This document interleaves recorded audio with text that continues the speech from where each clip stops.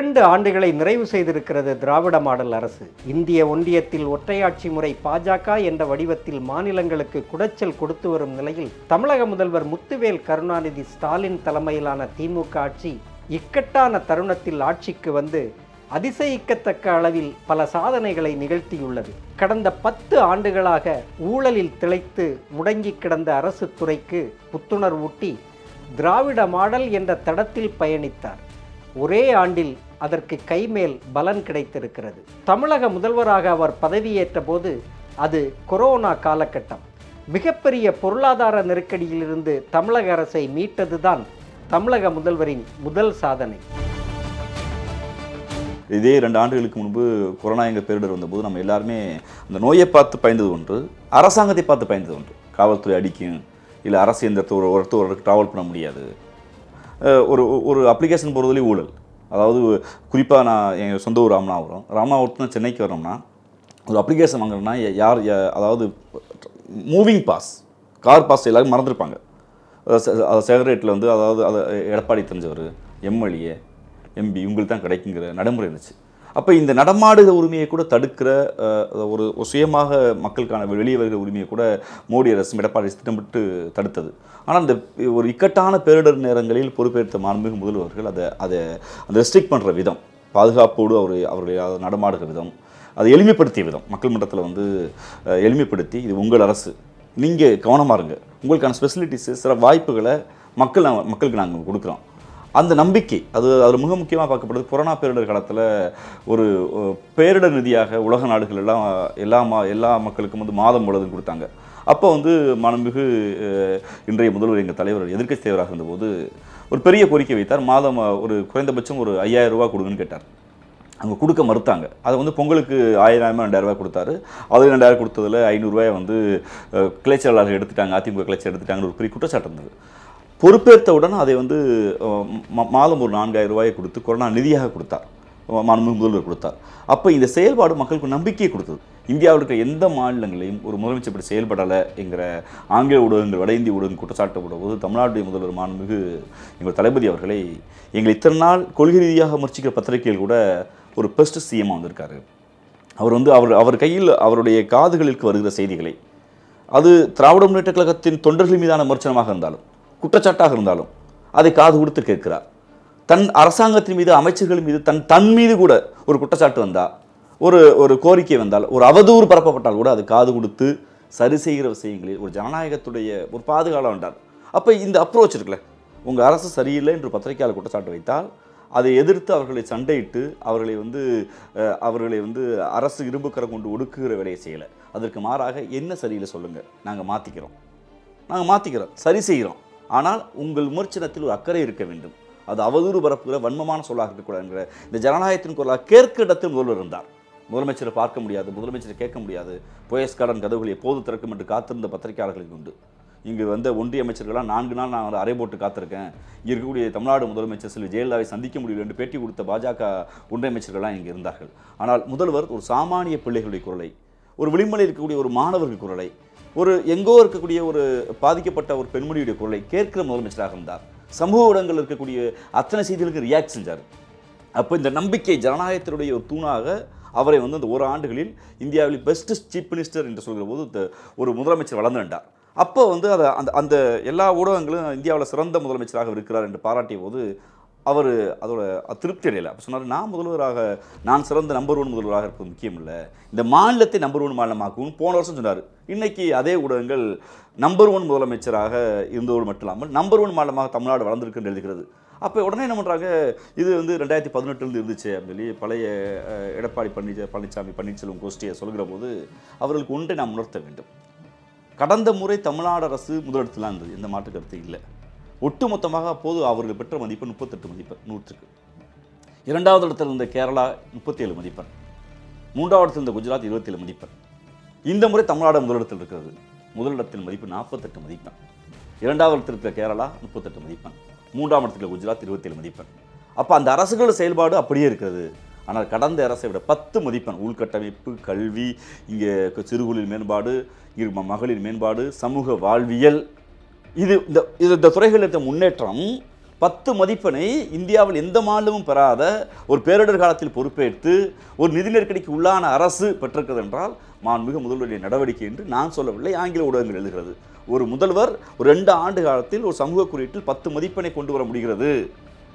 ஒரு ஒரு வளச்சுரண்டலை மேற்கொண்ட ஒரு அரசிடமிருந்து, ஒரு கொள்ளையடித்து தன்னுடைய நிதி சிக்கலை ஏற்படுத்திய அரசிடமிருந்து பாதுகாத்து நான் மட்டும் நம்பர் 1 முதலமைச்சர் இல்லை, இந்த மாநிலம் நம்பர் 1 மாநிலம் என்று கொண்டு வந்திருக்கிறார். அவருடைய அர்ப்பணிப்பான உழைப்பும் ஜனநாயகவாதிகள் சொல்கிற அந்த கருத்தை காது கொடுத்து கேட்பது, மாற்றான் தோட்டத்து மல்லிகைக்கு மாசம் உண்டு என்பது போல் மாற்று கருத்துடைய கருத்தையும் கேட்பது, ஒரு அரசியலராக மாற்று கருத்துடைய ஆதரிப்பதோ ஒரு வீடுகள் துக்கங்களுக்கு போவது என்பது வேறு. ஆனால் ஒரு முதலமைச்சராக மாற்று கருத்துடைய ஒரு மாற்றுக் கட்சி ஒரு கோரிக்கை வைத்தாலும், உதாரணமாக பழைய சுகாதார அமைச்சர் விஜயபாஸ்கர் மீது ஊழல் குற்றச்சாட்டு இருக்கிறது. நாங்கள் தான் அறிவித்தோம், குட்கா விஜயபாஸ்கர் நாங்கள் தான் இன்றும் பிரச்சாரம் செய்கிறோம் ஊழல்வாதி. ஆனால் அதிகாரத்தில் ஒரு அமைச்சராக இருந்தபோது அவருடைய பணி தொடர்ச்சியாக இருந்தபோது அந்த பணி எங்களுக்கு தேவைப்பட்டிருந்தது. என்ன கண்டினியூட்டி கொண்டு வாங்க அந்த குழுவில் வச்சோம். அப்போ இது எதிர்கருத்துடையவர்களையும் கொண்டு வந்து அவருடைய கருத்துக்களை காது கொடுத்து கேட்ட முதலமைச்சருடைய மாண்பு தான் இன்றைக்கி தமிழ்நாடு பொருளியலில் வளர்ந்து நிற்கிறது. சமூக குறியீட்டில் எந்த மாநிலத்தை விட 10 மதிப்பு உயர்ந்திருக்கிறது என்றால் இன்னும் அந்த மாநிலங்கள் அந்த இடத்தை அடைவதற்கு இன்னும் 10 ஆண்டு கூட ஆகலாம். ஆனால் 2 ஆண்டுகளில் ஒரு பேரிடரை எதிர்கொண்டு பொருளியல் நெருக்கடியை எதிர்கொண்டு ஏறத்தாழ இந்த 6 மாதங்களில் மட்டும் அரசு முன்னேறி இருக்கிறது என்றால் முதல்வருடைய உழைப்பாகத்தான் நான் பார்க்குறது. திராவிடத்தின் 55 ஆண்டுகால ஆட்சியியல் வரலாற்றில் மக்கள் முன்னேற்றத்துக்காக ஒவ்வொரு திட்டங்களையும் பார்த்து செதுக்கியவர் முத்தமிழறிஞர் கலைஞர். அந்த கட்டமைப்பை காப்பாற்றியாக வேண்டிய நெருக்கடியோடு நவீன மாற்றங்களுக்கு ஏற்ப பெண் கல்வியையும் அற்புதமாக உயரத்தில் ஏற்றி நிறுத்தியிருக்கிறது திராவிட மாடல் அரசு. நீங்கள் கேட்கக்கூடிய கேள்விக்கு ஏற்கனவே இந்தியா டுடே பத்திரிகையிலே மிக சரியான பதில் விளக்கம் எல்லாம் வந்திருக்கிறது. ஒரு காலத்தில் மிக முக்கியமான ஆட்சி யார் நடத்துகிறார்கள் என்று சொன்னால் கேரளா நடத்துகிறது அல்லது மேற்கோக்கம் நடத்துகிறது என்று தான் பதில் வரும். இப்பொழுது அங்கே இருக்கக்கூடிய மக்கள் எல்லாம் தமிழ்நாட்டில் இருக்கக்கூடிய ஆட்சியை பார்த்து வியந்து இப்படி ஒரு முதலமைச்சர் நமக்கு கிடைக்கவில்லையே என்று இயங்கக்கூடிய அளவில் நமது முதலமைச்சருடைய செயல்பாடுகள் அனைத்து தரப்பு மக்களும், ஏன்னா அவர் ஏற்கனவே சொன்னார், நான் ஆட்சி நடத்தும் போது அல்லது ஓட்டு போடாத மக்களும் ஏன் இவருக்கு ஓட்டு போடவில்லை என்று சொல்லக்கூடிய அளவில் என்னுடைய ஆட்சி இருக்கும் என்று சொன்னார். அதை அப்படியே ருசுப்படுத்தக்கூடிய வகையிலே முதலமைச்சருடைய ஆட்சி இன்றைக்கு நிலைத்து நீடித்து நிற்கிறது. இன்னொரு செய்தி, இந்தியாவிலேயே அதிகமான வளர்ச்சி திட்டங்கள் செயல்படுத்தக்கூடிய மாநிலம் எது என்று சொன்னால் அது தமிழ்நாடு தான். தனிநபர் வருவாயாக இருந்தாலும் சரி, அவருடைய வாழ்க்கை தரம் உயர்வதற்கான அரசாங்கத்துடைய திட்டங்கள் எதுவாக இருந்தாலும் தமிழ்நாடு தான் அதில் முன்னணியில் இருக்கிறது என்பதிலே யாருக்கும் இருவேறு கருத்துக்கள் கிடையாது. இங்கே தான் அளவுக்கு அதிகமான அளவில் பாடசாலைகளும் கல்லூரிகளும் மிக அதிகமாக இருக்கிறது. வெளி மாநிலங்களில் இருக்கக்கூடிய மக்கள் எல்லாம் மாணவர்கள் எல்லாம் இங்கே தான் பள்ளி கல்லூரி கல்வியை பயில வேண்டும் என்பதில் மிகுந்த ஆர்வத்தோடு இருக்கிறார் என்று சொன்னால் இது திராவிட மாடல் அரசு என்று முதலமைச்சர் சொன்னது 100க்கு 100 உண்மையாக இருக்குது. திராவிட இயக்கம் தோன்றியதனுடைய காரணமே அனைவருக்குமான கல்வி, அனைவருக்குமான வேலை, சமத்துவத்தை நோக்கி நடைபோடக்கூடிய ஒரு வகையிலே தான் நீதி கட்சி ஆரம்பிக்கப்பட்டு அதனுடைய தொடர்ச்சியாகத்தான் 1967 அண்ணா அவர்களுடைய ஆட்சிக்கு வந்ததுக்கு பிறகு திராவிட இயக்கத்தின் பெயரை சொல்லாமல் யாரும் ஆட்சி நடத்த முடியாது என்கின்ற ஒரு சூழ்நிலை உருவாக்கியிருக்கிறார்.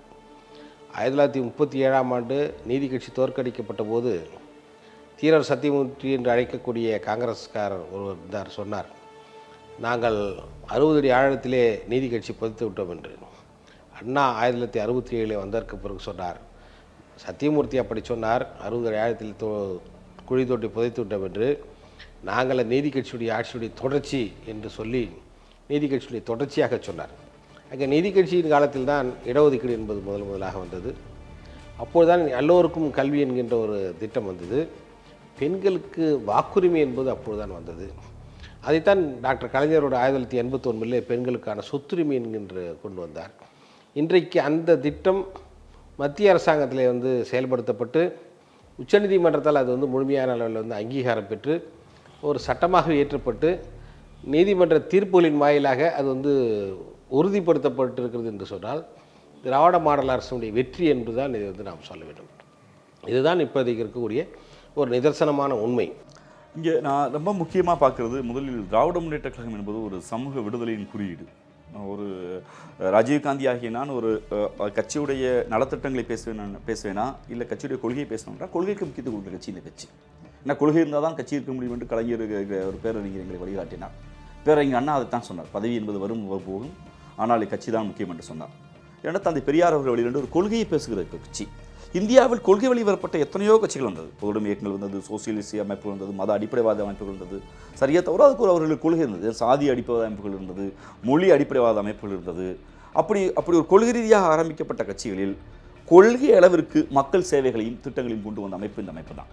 ஏன்னா பல்வேறு அமைப்புகள் வந்து வர்க்க விடுதலை குறித்தெல்லாம் மாறுபாட்ட பொதுவுடைமை இயக்க தோழர்கள் மாறுபட்ட கருத்து வைத்தபோது வர்க்க விடுதலையே களத்தில் பேசாத திராவிட முன்னேற்ற கழகம் தான் வர்க்க விடுதலையிலிருந்து சாத்தியப்படுத்தி கொடுத்தது. டெல்டா எங்கள் ஊர் இன்னைக்கு நம்ம பார்க்குறோம். டெல்டாவில் வந்து அதாவது கூலி உயர்வு போராட்டம், கீழ்வெண்மணி வந்து ஒரு மிகப்பெரிய கரையாக இருந்தது. எல்லாரும் அதில் வந்து மௌனமாக கடந்தபோது கலைஞர் மௌனமாக கடக்கலை. அவர் அந்த அந்த அந்த சம்பவத்திற்கு அடுத்து ஒரு மிகப்பெரிய சமூக புரட்சிக்கு வித்திருக்கிறார். ஏன் இங்கே இந்த சிக்கல் வருது? அப்போ நிலம் ஒரு குறிப்பிட்ட சாராரிடம், குறிப்பிட்ட சாதியிடம், குறிப்பிட்ட பண்ணையார்களிடம் இருக்கிறது. அந்த நிலத்தை பொதுவுடைமைப்படுத்த வேண்டும். கேரள அரசு முதல் பொதுவுடைமை அரசு, உலகிலேயே முதல் பொதுவுடைமை அரசை ஜனநாயக ரீதியாக தேர்வு செய்யப்பட்ட கேரள அரசு செய்ய தயங்கியதை குத்தகை பாதுகாப்பு சட்டமும் அவனை கொண்டு வரார். உழுதவனுக்கு நிலம் சொந்தம் என்கிறார். ஆண்டாண்டு காலமாக 30 ஆண்டு காலம் உழுந்திருந்தால் அந்த நிலத்தை உழுத உழைப்பாளிக்க கொடுங்கிற முதல் கம்யூனிஸ்ட் திட்டத்தை அறிமுகம் செய்கிறார். அதோடு நிற்கல, அடிமனை பாதுகாப்பு சட்டத்தை கொண்டு வரார். உழவு பார்க்கிற விவசாயி, ஒரு தொழிலாளி ஆண்டாண்டு காலமாக குடிசைகளில் வீடுகளில் ஒரு பண்ணையார் நிலத்தில் வாழ்ந்து வந்தார். எல்லாரும் வந்து ஒரு ரூபா 2 ரூபா கூலி கொடுன்னு கேட்டபோது கூலி இயக்கலை. அந்த இடத்தை உத்தரவாதி, அடிமனை பாதுகாப்பு சட்டத்தை உத்தரவாதி கொடுத்தார். நிலச்சீர்திருத்த சட்டம் 1972 ஒரு சட்டத்தை கொண்டு வந்து 5 ஏக்கருக்கு மேலே யார்ட்டு இருந்தாலும் நம்ம பொதுமக்கள் கொடுப்பேங்கிறதுல. அப்போ டெல்டா என்கிற ஊர் ஒரு கீழ்வெண்மணி ஒரு சாதிய வெறியர்களான ஒரு படுகொலை சம்பவத்திலிருந்து ஒரு அரசு ஒரு படிப்பினை ஏற்றுக்கொள்கிறது. ஒரு சாதி ஆதிக்கம் ஒன்று, இன்னும் வர்க்க ஆதிக்கம், இரண்டையும் ஒழித்து மக்களுக்கான எம்பவரை கொண்டு வருவதற்குல. அப்போ அங்கேருந்து திட்டம் தொடங்குகிறது. அந்த திட்டத்தின் தொடர்ச்சி தான் இன்னைக்கு காலையில் மாண்புமிகு முதல்வர் அவர்கள் ஒரு அறிக்கை வந்திருக்கு. இன்னைக்கு இப்போ புதுக்கோட்டையில் வந்து 2022ஆம் ஆண்டு கூட ஒரு சாதிய மன இறுக்கத்துக்குள்ளானவர்களால் ஒரு ஒடுக்கப்பட்ட மக்கள் குடிக்கிற குடிநீரில் அவர்களை போய் அதை மலத்தை கலக்கிற ஒரு இழிவான ஈனப்புத்தி இருக்குது இந்த ஊரில். அப்போ இவர் இதை எப்படி அரசு உங்கள் பக்கம் இருக்குன்னு அரசு நிரூபிக்குது. என்ன சொல்கிறாங்கன்னா, ஆதிராவிட குடியிருக்கக்கூடிய கோயில்களுக்கு அரசு ஏறத்தாழ 28,000 கோயில்களை அடையாளப்படுத்தி 2 லட்சம் ரூபாய் நீ கொடுக்குறாங்க. இன்னைக்கு அறிவிக்கிறார். அப்போனா வழிபடுகிற உரிமை மக்களுக்கு இருக்குது, அவர்கள் பாதிக்கப்பட்டவர்கள் பக்கம் நான் இருப்பேங்கிற அந்த உத்தரவாதம் இருக்குல்லவா. இது திட்டம் தான் சமூக நல திட்டம். பெண்களை வந்து நீங்கள் இப்போ எல்லா மாநிலத்தை விட தமிழ்நாட்டுடைய பெண்கள் ஏன் உயர்ந்து நிற்கிறாங்க, கம்பீரமாக நிற்கிறாங்க, அவர்கள் ஏன் தனிச்சாக நிற்க முடியுது என்றால் ஒரு அரசு சொல்லுது, பெண்கள் என்பவர்கள் இந்த நாட்டுடைய கண்கள் என்று பல கவிஞர்கள் பாடினார்கள், எழுதினார்கள். ஆனால் ஆளுகிற அரசாக மாண்புமிகு முதல்வர் வந்த பின்னாடி சொன்னார், இங்கே உங்களுக்கு வந்து நாங்கள் மாதம் 1000 ரூபாய்க்கு நான் சிறப்பு திட்டம் வச்சுருக்கோம், பொருளில் அது சரி செய்தவுடன் அது கூடிய விரைவில் கொடுத்துருவோம். அதற்கு இடைக்கால ஏற்பாடாக ஃப்ரீ நீங்கள் அதாவது வேலைக்கு போகிற பெண்கள் வந்து தனியாக எம்பவர் ஆகணும். ஒரு சாதாரண ஒரு பாத்திரம் தைக்கிற வேலைக்கு போகிற, ஒரு கூலி வேலை பார்க்குற என் அம்மாக்களும் ஆத்தாக்களும் ஒரு நாளைக்கு 30 ரூபாய் 40 ரூபா மிச்சப்படுத்த முடியும். நான் நேரடியாக உங்கள் பேங்க் அக்கௌண்ட் அனுப்புன்னு சொல்லலை, உங்கள் வாழ்வியலிருந்து நாங்கள் மேம்படுத்துகிறேன்னு சொல்லி பேருந்து ஃப்ரீ பண்ணுறாரு. ஃப்ரீ இங்கே இலவச பேருந்து கொண்டு வருவார். அது மகளிருக்கான அங்கீகாரமாக பார்க்கப்படுது, சமூக அங்கீகாரமாக. அப்போ ஒரு குடும்பம், சாமானிய குடும்பத்தில் ஏறத்தாழ ஒரு மாதத்திற்கு 700-800 ரூபாய் மிச்சப்படுத்துது என்பது 5000 ரூபாய் சம்பளம் வாங்குகிற சாமானியர்கள் குடும்பத்தில் 700 ரூபாய் என்பது தன்னுடைய அரசு 1000 ரூபாய் கொடுப்பது ஒரு திட்டத்தை கொண்டு வராது. அதோடு நிறுத்தலை. இங்கே வந்து அதாவது அரசு பள்ளியில் படித்த மாணவிகள் கல்லூரி கல்விகள் வந்து மாதம் 1000 ரூபாய் இன்னைக்கு திட்டம் செயல்படுது. அப்போ பெண்களுக்கு முதல் சொத்துரிமை கொடுக்க வேண்டும் என்று போராடிய திராவிட இயக்கங்கள், அண்ணல் அம்பேத்கர் உள்ளிட்ட பலவேறு போராட்டத்தை முதல் சமூக அங்கீகாரமாக தமிழ்நாட்டுக்குள் முத்தமிழர் கலைஞர் கொண்டு வந்து பெண்களுக்கான சொத்துரிமையை கொண்டு வருகிறார். அதன் தொடர்ச்சியாக இன்னைக்கு கல்வி நிலையங்களுக்கு போகும்போது பெண்களுக்கான பாதுகாப்பு, அவர்கள் உடல் ரீதியாக மன ரீதியாக காயப்பட்டு விடக்கூடாது, அரசு உங்களிடம் இருக்கிற அந்த எம்பவர் இருக்குல்ல, அது முக்கியமான ஒன்று. என்றால் விளிம்புநிலை மக்களாக இருக்கக்கூடிய பெண்கள், விளிம்புநிலை மக்களாக இருக்கக்கூடிய மாற்றுத்திறனாளிகள், விளிம்புநிலை செக்டாக இருக்கக்கூடிய ஒடுக்கப்பட்ட பிற்படுத்தப்பட்ட மக்களுடைய அரசாக நின்று இடஒதுக்கீடு கொண்டு வருவது இன்னைக்கு மகளிருக்கான முக்கியமாக மேம்பாட்டு திட்டம். மகளிருடைய விடுதலை இல்லை என்றால் மண்ணின் விடுதலை இல்லை என்பது திராவிட இயக்கம் மிக உறுதியாக இருக்கிறது. அதில் இப்போ இந்த 2 ஆண்டு காலத்தில் தலைவருடைய நான் தனிப்பட்ட முறையில் மிகப்பெரிய சாதனையாக பார்ப்பது, கிராமப்புறத்திலிருந்து பள்ளிக்கூடத்துக்கு போனால் இனிமேல் உன்னை படிக்க வச்சு என்ன பண்ண போகிற, உனக்கு எதுக்கு மாதம் 5000 ரூபா 10,000 செலவழிக்குன்னு ஒரு தந்தையும் ஒரு தாயும் ஒரு பெண்ணை பார்த்து ஏளனம் செய்கிற நிலையை மாற்றி, இதோ ஸ்டாலின் இருக்கிறார், இதோ மக்கள் அரசு இருக்குது, அவர் மாதம் 1000 ரூபா கொடுத்துட்டாருப்பா, உனக்கு என்னப்பா, வீட்டில் ஒரு பாட்டி கேட்குது, நீ நான் செலவழிக்க போகிற, நீ நான் மாதம் 1000 கொடுக்க போகிற, அது கவர்மெண்ட் ஸ்டாலின் பார்த்துக்குவார் உனக்கு என்ன அப்படின்னு என் தங்கச்சியில் இருந்து நீங்கள் பாட்டிகள் சொல்லுதில்ல, அந்த கதையாடல் என்பது முக்கியமான உரையாடல். ஏன்னா இந்த உரையாடல் எப்படி இருக்கும்னா, அடுத்த சமூகத்தில் என் அப்பாவையும் அம்மாவையும் அவருடைய கைத்தவைக்காக நம்பியிருக்க வேண்டிய அவசியம் இல்லை, என்ன எங்கள் அப்பா, எங்கள் பெரியப்பா, எங்கள் தாத்தா ஸ்டாலின் பார்த்துக்குவாருங்கிற பெண்களின் குரல் இருக்குல்ல, இந்த எம்பவர்னா கல்வி வரும், கல்வி ஒரு ஆயுதமாக்கப்படும். அது மிகப்பெரிய சமூக புரட்சியாக நான் பார்க்கிறேன். அதில் பன்மைத்துவ பண்பாட்டை கொண்ட இந்திய சமூகத்தில் ஒற்றை கலாச்சாரத்தை திணிப்பதும் உணவு, உடை, கல்வி என அனைத்தையும் காவிமயமாக்கும் பண்பாட்டு பாசிசத்தை எதிர்த்து நின்றும் சாதித்திருக்கிறது திராவிட பண்பாடு. அது முத்துவேல் கருணாநிதி ஸ்டாலின் ஆட்சியில் மறுமலர்ச்சியை கண்டுள்ளது. இல்லை, இது மிக முக்கியமாக இந்திய அரசியல் எப்பவுமே உலக நாடுகளுக்கு பெருமரியாதைக்குரிய அண்ணல் காந்தியடிகளையும் ஜவஹர்லால் நேரு அவர்களையும் அடையாளப்படுத்தப்பட்ட அரசியலாகவே இருந்தது. அதில் புரட்சியாளர்களாக, சமூகத்தில் விடுதலை குழுக்களாக நாங்கள் தந்தை பெரியாரை கொண்டாடுகிறோம். இந்தியா முழுக்க ஒடுக்கப்பட்ட மக்கள், குறிப்பாக பிற்படுத்தப்பட்ட மக்கள் அம்பேத்கரை பார்த்தார்கள். இடைக்காலங்களில் லோகியா போன்றவர்களுடைய பேச்சுக்களும், பிபி சிங் போன்றவர்களுடைய ஆற்றல் மிக்க அந்த செயல்பாடும் மக்களால் பாராட்டப்பட்டது. ஆனால் இந்தியாவை வெளியிருந்து பார்ப்பவர்கள் சோசியலிஸ்டாகவே பார்த்தார்கள். அது பொதுவுடைமை சார்ந்தும் இல்லை, முதலாளித்துவம் சார்ந்துள்ள சோசியலிஸ்டாக இருக்காங்க. அது முக்கியமாக பெருமரியாதைக்குரிய ஜனநாயகத்தின் தூண் என்று முதல்வராக பாராட்டப்படுகிற ஜவஹர்லால் நேருடைய சாதனை. அது இந்தியா செக்குலர் ஸ்டேட். இந்தியா விரும்பிய மதங்களை ஏற்றுக்கொண்ட மக்களுக்கு ஆதரவாக இருக்கும். விரும்பிய மொழியை பேசலாம், விரும்பிய மதத்தை பரப்பலாம், விரும்பிய கடவுளை தொழலாம், விரும்பிய உடைய போடலாம், விரும்பிய உணவை உண்கலாம் என்பதுதான் இந்தியா மீதான பார்வை. அந்த பன்முகத்தன்மை மீதான பார்வையில் மோடி அவருடைய அரசு பொறுப்பேற்ற பின்பு அது மீதான ஜனநாயகத்தின் மீது, இந்திய அரசியல் சட்டத்தின் மீது ஒரு சவப்பட்டியில் ஆணி அடிக்கிற வேலையை மோடி அவர்கள் செய்தார்கள். உடை என்றால் ஹிஜாப் அணியாதீர்கள், மொழி என்றால் சமஸ்கிருதத்துக்கு தான் நாங்கள் 630 கோடி ரூபாய் ஒதுக்குவோம், இந்தியை வளர்ப்போம், இந்தியை திணிப்போம், மற்ற மொழிகள் தமிழ், தெலுங்கு, மலையாளம் உள்ளிட்ட மொழிகளை, பிராந்திய மொழிகளை எங்களால் ஏற்றுக்கொள்ள முடியாது. இங்கே இருக்கக்கூடிய உணவு என்கிற போது நான்வெஜ் சாப்பிட்றவன் ஆரோக்கியமாக இருக்க மாட்டான். இப்போ வட இந்தியாவில் மாட்டுக்கறி என்பது ஒரு அருவருப்புக்கான உணவாக மாற்றுவது. குடியுரிமை என்று வருகிற போது இஸ்லாமிய மக்களாக இருக்கக்கூடிய பாகிஸ்தானி, ஆப்கானிஸ்தான்கள், இந்தியாவின் விடுதலைக்கு ஒரு காலத்தில் ரத்தம் சிந்திய பாகிஸ்தானி இஸ்லாமியர்களை இந்த நாட்டுக்குள்ள விடமாட்டேன் அப்படிங்கிற ஒரு செக்ரிகேட் பண்ண போது ஒரு இருப்பிடம் குறித்து, உடை குறித்து, உணவு குறித்தான கேள்விக்குறி இருக்கிறது. ஒரு பன்முகத்தன்மை நாடாக பார்க்கப்பட்ட இந்தியா வாழ தகுதியற்ற ரெட் அலர்ட்டாக இருக்கக்கூடிய மக்களுடைய மத சுதந்திரம், கல்வி சுதந்திரம், மொழி சுதந்திரம், ஆடை சுதந்திரம், உணவு சுதந்திரத்தை தலையிடுகிற ஒரு பாசிசத்தின் குறியீடாக உலகம் முழுக்க பார்க்கப்படுகிறது. அந்த நேரத்தில் இந்தியாவுக்குள் இருந்து கிளம்புகிற குரல்கள் மிக முக்கியமான குரல்கள் 3 குரலாக நான் பார்க்குறேன். ஒன்று, அம்பேத்கரியவாதிகளால் எழுப்பப்பட்ட, நீலவண்ணத்தால் எழுப்பப்பட்ட ஜனநாயகத்துக்கான விளிம்புநிலை மக்களின் குரல். இரண்டு பொதுவுடைமை தோழர்களால், சிவப்பு நிறத்தை கொண்ட பொதுவுடைமை தோழர்களால் எழுப்பப்பட்ட ஜனநாயகத்துக்கான குரல். 3, ஆட்சி அதிகாரங்கள் தன்னகத்தில் வைத்திருக்கிற அரசாங்கத்தின் குரலாக எழுப்பப்பட்ட கருப்பு நிறத்துடைய திராவிடத்தின் குரல். ஏன்னா நீல நிறத்துக்கான அரசியல் இன்றைக்கி ஆட்சி அதிகாரத்தில் இல்லை. வெளிப்படையாக சொல்லப்போனால் அம்பேத்கர் நீல இயக்கங்களுடைய, தலித் இயக்கங்களுடைய எம்பவர்மெண்ட் இல்லாமல் போய்விட்டது. பொதுவுடைமை இயக்கங்கள் இன்றைக்கி நீர்த்து போய் இன்றைக்கி அது ஒரு தற்சொருவுக்கான நேரம். இந்த நேரம் சிவப்பு நிறம். அப்போ அதிகாரத்திலிருந்து கொள்கையாக இருக்கிற கருப்பு நிறத்தின் அடையாளமாக திராவிட மாடல் ஆட்சி. இந்த திராவிட மாடல் என்பது எல்லோரையும் அரவணைக்கும், யாரையும் விடிக்காது, எல்லோரையும் சேர்க்கும். எந்த மொழி பேசும் என்னவன் எங்கும், எந்த மதத்தையும் கொண்டவனே என்னவன் எங்கும், எந்த பண்பாட்டை கொண்டு என்னவன் என்று அந்த அணைக்கிற முயற்சி இருக்கிறது அல்லவா. இந்த திராவிட மாடலுடைய முயற்சி சமூக நீதியின் குறியீடாக இந்தியா முழுக்க பரப்பப்பட்டது. ஜாதி என்ற அநீதியான அமைப்பிற்குள் நீதி மறுக்கப்பட்ட மக்களுக்கு உடனடி நீதி வழங்கவும், மனித உரிமையை காக்கவும் பழங்குடி பட்டியலின மக்களுக்கான தனி ஆணையம் அமைத்து உரிமைகளை பாதுகாத்தது தமிழக அரசு. ஒடுக்கப்பட்ட பட்டியலின பழங்குடி மக்களை யாராவது சாதி பெயரை சொல்லி திட்டினாலோ அல்லது அவர்கள் மீது வன்கொடுமை நடத்தினாலோ அவர்களை கைது செய்து தண்டிக்கக்கூடிய வகையில் ஒரு சட்டத்தை கொண்டு வந்தார்கள். அந்த சட்டம் முழுமையான அளவில் அமுல்படுத்தப்படவில்லை. ஆனாலும் கூட பல இடங்களிலே பழங்குடியினர், பட்டியலின மக்களுக்கு எதிராக வன்முறைகள் நடந்து கொண்டே இருந்தது. 1989ஆம் ஆண்டு ஆட்சிக்கு வந்த பிரதமர் திரு விபி சிங் அவர்கள் இந்த சட்டத்தை பெரிதாக கொண்டு வர வேண்டும் என்று சொல்லி schedule caste, schedule tribes (prevention of atrocities act 1989) என்று பட்டியலின பழங்குடியினர் வன்கொடுமை தடுப்பு சட்டம் 1989 என்கின்ற ஒரு சட்டத்தை கொண்டு வந்து ஒரு பாதுகாப்பினை ஏற்படுத்தி கொடுத்தார்.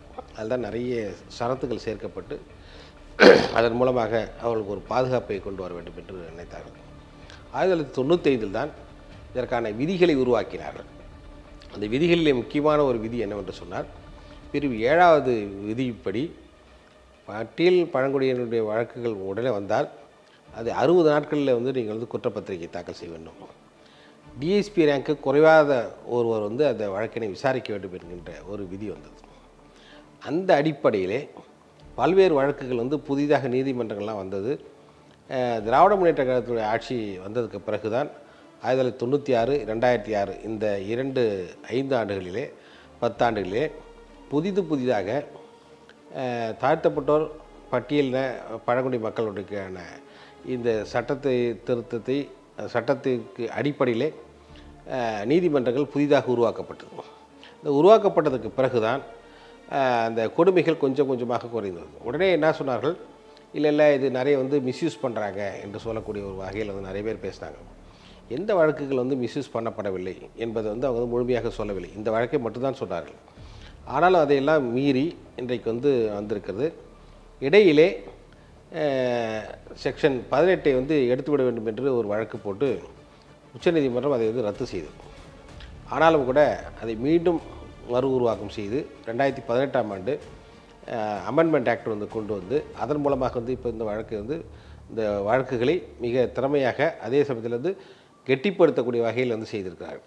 அந்த அடிப்படையில் தான் 16(1) என்கின்ற அந்த ரூலின்படி, விதியின்படி மாநில அளவிலே முதலமைச்சருடைய தலைமையிலே ஒரு குழு அமைக்கப்பட்டு அது மாநில விழிப்புணர்வு குழு என்று ஏற்படுத்தப்பட்டு அது இந்த சட்டம் எந்த அளவுக்கு செயல்படுத்தப்படுகிறது என்பதை பற்றி விளக்க வேண்டும். ஆண்டுக்கு 2 முறை கூட்டப்பட வேண்டும் என்று சட்டத்தில் சொல்லியிருக்கிறது. ஆனால் பல மாநிலங்களே எதுவும் செய்யப்படுவதில்லை. தமிழ்நாட்டை பொறுத்த வரைக்கும் அதிமுக ஆட்சியிலே 2003ஆம் ஆண்டிலிருந்து அது கூட்டப்படாமல் இருந்தது. 2013 கூட்டப்படவே இல்லை. அதற்கு பிறகுதான் வழக்கு சென்னை உயர்நீதிமன்றத்தில் தொடுக்கப்பட்டு நிச்சயமாக அது வந்து கூட்டப்பட வேண்டும், கண்டிப்பாக கூட்டப்பட வேண்டும் என்று சொல்லி ஆண்டுக்கு 2 முறை கூட்டப்பட வேண்டும் என்று உயர்நீதிமன்றத்திலே சொன்னார்கள். வேகமாக அன்றைய அதிமுக ஆட்சியிலே இது வந்து கூட்டப்பட்டது. முதலமைச்சர் அவர்களுடைய கவனத்துக்கு இதை கொண்டு சென்றவுடன் உடனடியாக கூட்டத்தை கூட்டி என்ன செய்யலாம் என்று கேட்டார். பட்டியல் பழங்குடியின மக்களுக்கு என்ன செய்ய வேண்டும் என்று அவர் கேட்டபோது சொன்னாங்க, ஒரு கமிஷன் ஒன்று வைக்கணும். பல்வேறு வழக்குகள் வந்து காவல்துறையினர் சிறப்பாக நடைபெறுவது, அவங்க வந்து சரியாக விசாரிப்பதில்லை. விசாரிக்காத காரணத்தினால் வந்து மக்களுக்கு வந்து ஒரு பெரிய அதிருப்தி ஏற்படுகிறது. ஆக அதற்கு வந்து விசாரிப்பதற்கு ஒரு கமிஷன் வேண்டும். பட்டா கொடுப்பதில்லை, பஞ்சமில்லம் மீட்பதில்லை, இதுவெல்லாம் நிறைய இருக்கிறது என்று சொன்னவுடன் அதற்கு அப்போதே சொன்னார், இல்லை நாங்கள் அடுத்த முறை வந்து நாங்கள் வந்து ஒரு சட்டத்தை ஏற்றி சட்டத்தின் அடிப்படையில் வந்து நாங்கள் கமிஷன் வைக்கிறோம்னு சொல்கிறோம். அதன் அடிப்படையில் கடந்த 2021ஆம் ஆண்டு பட்டியல் பழங்குடியினர் அவர்களுக்கான ஒரு கமிஷன் சட்டம் என்று சொல்லி ஒரு சட்டத்தை 17/2021 என்ற ஒரு சட்டத்தை கொண்டு வந்து அதன் அடிப்படையில் கமிஷன் வந்து வைத்தார். அந்த ஆணையத்தில் சென்னை உயர்நீதிமன்றத்துடைய ஓய்வு பெற்ற நீதிபதி தலைவர், துணைத் தலைவர், அதுக்கடுத்து உறுப்பினர்கள் 5 பேராக 7 பேர் வந்து சேர்ந்து ஒரு கமிஷன் வந்து நியமிக்கப்படும். உறுப்பினர் செயலராக IAS அதிகாரி ஒருவர் நியமிக்கப்பட வேண்டும் என்று சொல்லி அந்த ஆணையம் தமிழ்நாடு முழுக்க வரக்கூடிய பட்டியல் பழங்குடியினர் சம்பந்தமான வழக்குகளை விசாரித்து அதில் என்ன அரசு செய்ய வேண்டும் என்பதற்கான பரிந்துரையினை அளிக்க வேண்டும் என்று ஒன்றை கொண்டு வந்தார்கள். அந்த அடிப்படையிலே தான் ஆணையம் அமைக்கப்பட்டு மிக சிறப்பாக கடந்த ஓராண்டாக செயல்பட்டு வருகிறது.